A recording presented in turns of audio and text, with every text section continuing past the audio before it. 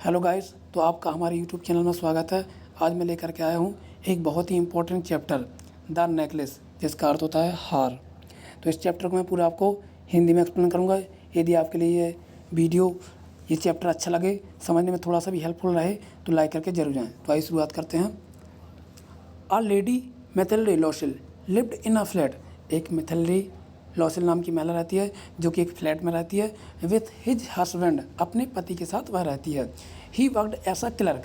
अब जो उसका पति जो है वह क्या काम करता है? एक क्लर्क का काम करता है।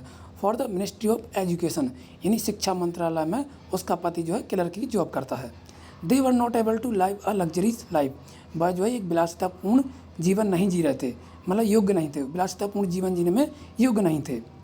हाउएवर, हालांकि दे वर नॉट पुअर, लेकिन वह गरीब नहीं थे, क्योंकि वो जॉब तो करते थे लेकिन क्लर्क की जॉब करते थे, इसलिए वो विलासितापूर्ण जो जीवन रहता वह नहीं जी पा रहे थे। बस मेनली सिंपल, लेकिन भाई कैसे थे? एक सामान्य जीवन जी रहे थे, एक आम, जैसे एक आम आदमी जीवन जीता बस वैसे जीवन जी रहे थे। और भी सिंपल थे, बहुत ही ज़्यादा सिंपल थे। हाउएवर, हालांकि मिथिलडे's डिसायर, जो मिथिलडे थी यानी उसकी पत्नी जो थी, डिसायर उसकी क्या इच्छा थी? बस टू बी रिच, उसकी इच्छा जो थी कि वह बहुत एक अमीर रहे। शी फेल्ट इरिटेटेड, वह हमेशा कैसी रहती थी? सी फेल्ट यानी वह इरिटेटेड यानी चिड़चिड़ी रहती थी। डिसअपॉइंटेड एंड सैड, और बहुत उदास रहा करती थी, परेशान रहती थी, उदास रहती थी। Of not having a large house, क्यों? क्योंकि उनके पास एक बड़ा सा घर, खुद का घर नहीं था, खुद का बड़ा सा घर नहीं था, इसलिए वह हमेशा कैसी रहती थी? चिड़चिड़ी रहती थी, उदास रहती थी। कौन? मिथिलडे। मिथिलडे यानी उसकी पत्नी थी। मोरओवर, हालांकि she decide to have a good dresses, वह चाहती थी कि उसके पास अच्छी ड्रेसेस हों, यानी अच्छे कपड़े हों।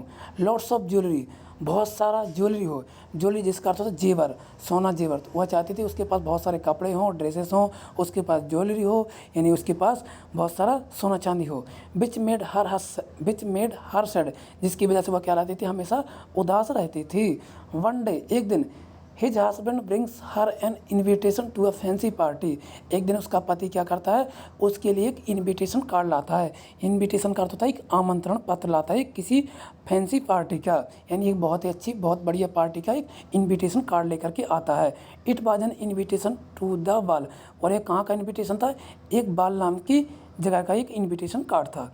ही थॉट हिज वाइफ, वह सोचता है कि हिज वाइफ यानी उसकी जो पत्नी है, वुड बी वेरी एक्साइटेड, कि उसकी पत्नी है बहुत कैसी होगी? एक्साइटेड होगी, यानी बहुत उत्सुक होगी। About seeing the invitation letter, किस इन्विटेशन पत्र को देखकर उसकी पत्नी जो है बहुत प्रसन्न होगी, बहुत खुश होगी। हाउएवर, हालांकि his wife instead of being happy, हालांकि उसकी पत्नी खुश होने की बजाय, इंस्टेड ऑफ बीइंग हैप्पी यानी खुश होने की बजाय, throw away the invitation letter, उस पत्र को, इन्विटेशन लेटर को फेंक देती है। खुश होने के बजाय उसकी पत्नी जो है उस इन्विटेशन यानी उस आमंत्रण पत्र को फेंक देती है। एंड स्टार्टेड क्राइंग, और वह रोने लगती है, रोना शुरू कर देती है। She complained about not having a pretty dress, वह शिकायत करती है अपने पति से कि तुमने मुझे कभी अच्छी ड्रेस नहीं दिलवाई, टू बियर, पहनने के लिए तुमने मुझे कभी अच्छी ड्रेस नहीं दिलवाई। तुम एक नौकरी करते हो लेकिन तुमने मुझे कभी भी एक अच्छी ड्रेस नहीं दिलवाई। On such a great occasion, इतने बड़े ओकेशन यानी इतने बड़े समारोह पर तुमने मुझे अच्छी ड्रेस नहीं दिलवाई।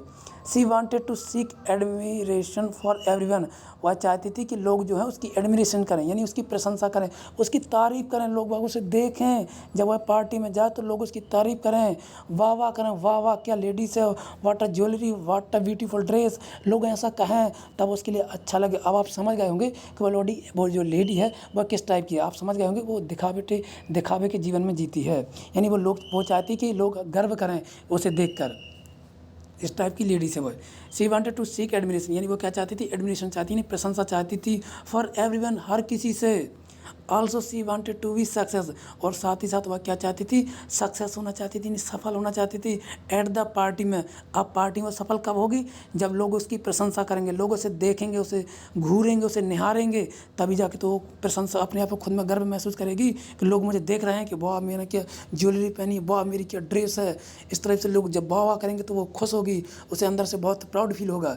तो इस टाइप की लेडी से अब आप समझ गए होंगे। आगे चलते हैं हम। ऑल्सो हिज जेंटल हस्बैंड, उसका जो सभ्यपति रहता है, गेव हर 400 फ्रांसेस, उसका सभ्यपति उसे 400 फ्रांसेस देता है। To buy a pretty dress, कि भैया ले जा, मैं तुझे 400 फ्रांसेस दे रहा हूँ, इससे कोई अच्छी सी ड्रेस खरीद लेना।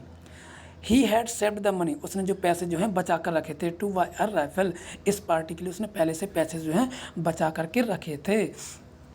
The week of the party approached, अब जो पार्टी था उस पार्टी का सप्ताह जो था बिल्कुल नज़दीक आ गया था, बिल्कुल करीब आ गया था, पास में आ गया था। His wife seemed to be anxious again, अब उसकी पत्नी जो थी अब वो फिर से चिंतित होने लगी, फिर से क्या होने करने लगी, परेशान करने लगी, एनेक्सियस यानी चिंतित होने लगी, अगेन यानी पुनः। सी वॉज अपसेट, वह क्या सी थी, अपसेट थी यानी उदास थी, परेशान थी। As she felt that she didn't have any jewellery, वह कहती है कि उसके पास कोई भी ज्वेलरी नहीं है, यानी उसके पास कोई भी आभूषण नहीं है पहनने के लिए। टू बियर यानी पहनने के लिए। विद द ड्रेसेस, अब काय के साथ, विद द ड्रेस यानी उसके पत्नी ने अब उसके लिए ड्रेस तो दिलवा दी थी खूबसूरत सी, है ना, लेकिन अब उसके पास क्या नहीं है, उसके पास ज्वेलरी नहीं है। अब जब वो महिला है सुंदर कपड़े पहनेगी तो उसके साथ में ज्वेलरी पहनेगी तभी तो एक नंबर की लगेगी। अब उसके पास ये सब था नहीं, तो अपने पति से कहती कि तुमने मुझे ज्वेलरी नहीं दिलवाई, यानी ये सब नहीं दिलवाया है, इसलिए वह बहुत परेशान रहती है, बहुत एनेक्जियस रहती है, बहुत चिंतित रहती है। हर हस्बैंड सजेस्ट, उसका पति जो वो क्या करता है, सजेस्ट करता है, नहीं सुझाव देता है, her to ask the same from his friend Jeanne Forestier, कि वह इसकी जो एक कॉलेगी रहती है उससे कहेगा कि तुम जो है अपना ज्वेलरी दे दो मेरी वाइफ के लिए। मेथेल्डे वेंट हर हाउस, अब मेथेल्डे जो है उसके घर जाती है, किसके घर जाती है, जो उसका पति रहता है, पति की जो फ्रेंड रहती है यानी उसके घर जाती है ना, तो मेथेल्डे उसके घर जाती है, वेंट हर हाउस, उसके घर जाती है, एंड बोरोड, और क्या कर लेती है, बोरोड कर लेती है यानी ले लेती है उधार में, स्पार्कलिंग नेकलेस, एक चमकता एक बहुत ही सुंदर खूबसूरत सा क्या नेकलेस यानी हार। एक कहावत होती है ना, हर चमकती हुई चीज़ सोना नहीं होती है, तो यहाँ पर हमें बाद में स्टोरी में पता चलेगा कि बाकी ये बात बिल्कुल परम सत्य है, क्योंकि क्या किया, स्पार्कलिंग नेकलेस यानी चमकता हुआ उसे देती है, नेकलेस हार देती है। तो आगे चलते हैं। मेथेल्डे अलॉन्ग विथ हिज हस्बैंड, मेथेल्डे साथ ही साथ उसका पति इंजॉयड, वो क्या करते हैं, इंजॉय करते हैं, बहुत मज़े लेते हैं, बहुत खुश होते हैं। कहाँ पर, a lot at the party, party में बहुत मज़े करते हैं, इंजॉय करते हैं, बढ़िया से पार्टी में इंजॉय करते हैं। सी वाज सक्सेसफुल, और जो उसकी पत्नी थी वो क्या होती है, सक्सेसफुल हो जाती है, सफल हो जाती है। In seeking everyone's attention to her, क्योंकि उसकी तरफ हर कोई व्यक्ति देख रहा होता है, उसके ध्यानपूर्वक उसके हर कोई देख रहा होता है, निहार रहा होता है, घूर रहा होता है, तो अपने आप में बहुत गर्व महसूस कर रही होती है। Then they headed for home during the odd hours, और कुछ घंटों बाद यानी कुछ टाइम बाद वह अपने घर को निकल जाते हैं पार्टी के बाद में, इन द मॉर्निंग, कब, सुबह में। और रीचिंग द होम, घर पहुंचते ही मेथेल्डे वॉज सरप्राइज, जो मेथेल्डे थी यानी उसकी पत्नी जो थी वो क्या हो जाती है, सरप्राइज हो जाती है यानी आश्चर्यचकित रह जाती है। और नॉट फाइंडिंग अ नेकलेस, क्योंकि उसे नेकलेस नहीं मिलता है, वह हार नहीं दिखता है। अराउंड हर नेक, उसके गले के चारों तरफ उसे हार नहीं दिखता है। वह आईने के सामने खड़ी होती, जब उस देखती है कि उसका हार कहाँ गया, तो हार उसे नहीं दिखता, तो वो बहुत परेशान होती, बहुत चिंतित होती है।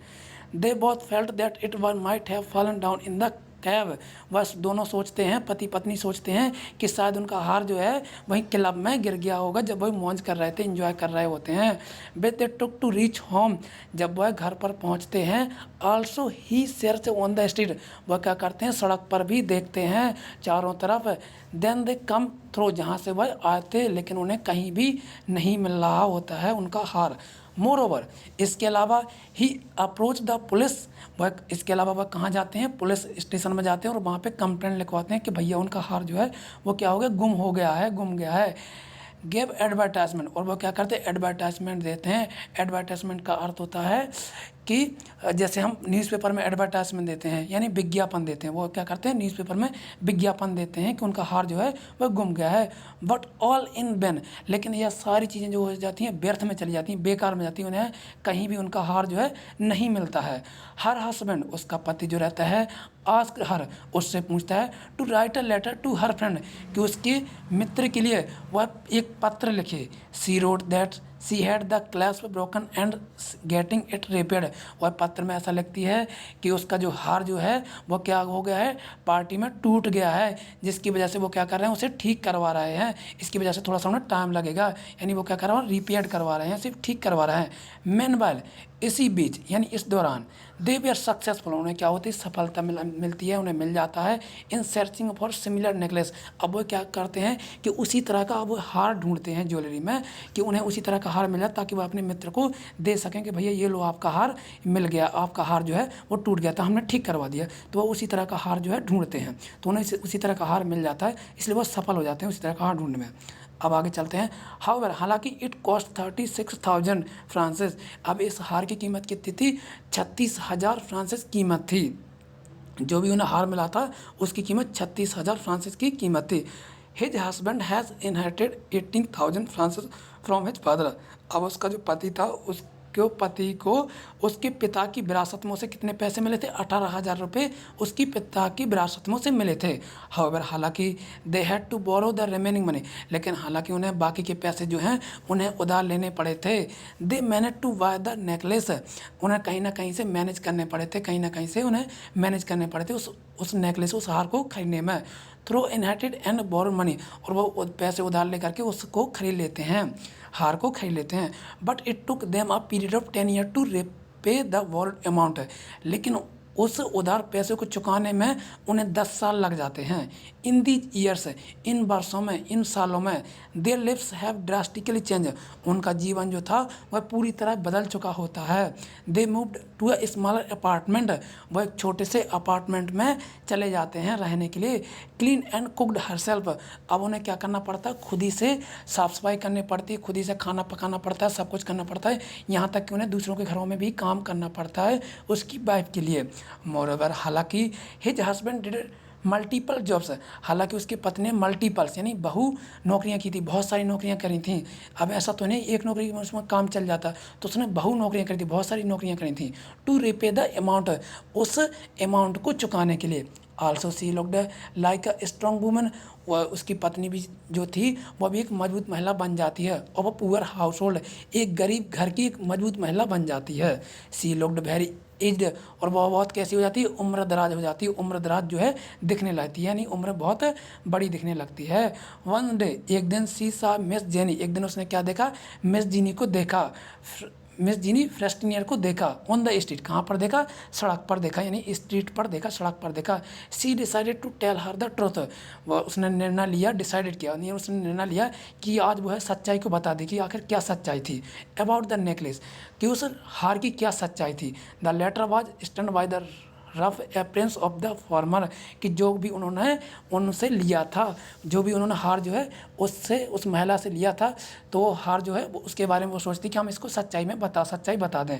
मोरवा, हालांकि one learning the truth of necklace, यानी इस सच्चाई को जानने के बाद में जेनी फ्रेस्टियर टोल्ड दैट, जेनी फ्रेस्टियर बताती है कि it was a fake one, कि यह जो हार जो था वो असली हार नहीं था, जो कि उसने उसकी पत्नी के लिए दिया था, वह असली हार नहीं था, वह एक नकली हार था, फेक वन यानी नकली हार था। The worth of the same was no more than 500 francs, और उसकी कीमत जो थी 500, मात्र 500 फ्रांसिस कीमत से ज़्यादा उसकी कीमत नहीं थी। उस हार की कीमत जो थी 500 फ्रांसिस से ज़्यादा नहीं थी, लेकिन वह क्या समझ रहे थे कि इसकी कीमत जो है वो 30,000 से ज़्यादा होगी, लेकिन इसकी कीमत मात्र कितनी थी, 500 फ्रांसिस की कीमत थी, क्योंकि वह नकली था, फेक था। हम चलते कंक्लूजन, यानी हमें क्या निष्कर्ष निकलता है इस स्टोरी से।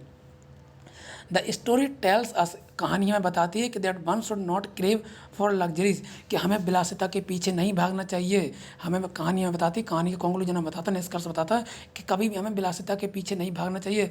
वन मस्ट बी सेटिस्फाई, हमें हमेशा संतुष्ट रहना चाहिए, सेटिस्फाई रहना चाहिए, संतुष्ट रहना चाहिए। And contented with what one has, कि हमारे पास जो कुछ भी है हमें हमेशा उसी में खुश रहना चाहिए, ऐसा नहीं कि हमें लालच करना चाहिए। डिसाइड लीड एंड अनहैप्पीनेस, क्योंकि डिज़ायर जो रहती है, हमारी इच्छा रहती हैं वो अनंत रहती है, उसकी वजह से वो हमें क्या लाती हैं, अनहैप्पीनेस लाती हैं, यानी दुखी लाती हैं, परेशान कर देती हैं।